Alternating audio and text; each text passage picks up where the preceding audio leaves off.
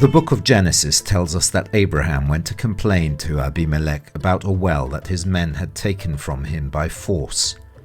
According to the scriptures, Abraham took sheep and oxen and gave them to Abimelech, with whom he made a deal. "You will accept these 7 sheep from my hands," said Abraham, "as a testimony that it is I who dug this well." We head towards the south of Israel to one of the places that preserve the memory of Abraham. We are in Beersheva, also known as Beersheba, whose name in Hebrew means well of 7, in memory of the 7 sheep that Abraham gave to Abimelech as the price to buy the well. Beersheva, the capital of the Negev, is the 4th largest city in the Holy Land. With about 220 residents, it is also the 7th most populous city in the country and the 2nd largest in terms of area. We arrive at the Abraham's Well International Visitors Center, which tells the story of Abraham in an interactive way. The ceiling reminds us of God's promise to the Patriarch, "Look up into the sky and count the stars, if you can count them.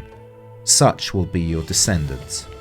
On the walls are biblical passages in English and Hebrew referring to the Patriarch, and the audio narration leads us to imagine the dialogue between God and Abraham.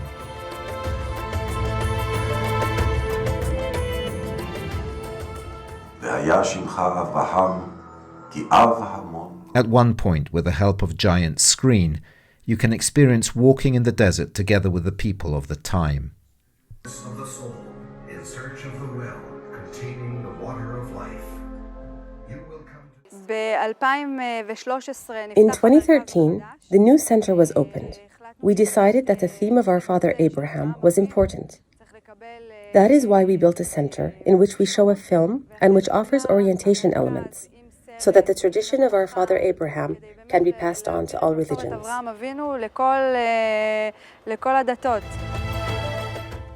After the desert walk experience, the visitor is taken to a 3-dimensional video of about 15 minutes on the Patriarch. We all know that our father Abraham is a very important person, and he is the father of the monotheistic religions. But beyond the religious story we tell about him, we also want to talk about his qualities, because he possessed many of them. Values in which we and our traditions have grown, such as bringing peace, hospitality, and pursuing justice. All these values are important to us in our daily lives, and we try to live by them. This is what we want, for the person to come out of this experience with a message for themselves. How do they want to live? And how do they relate to all this? And where do they fit as individuals into this great story?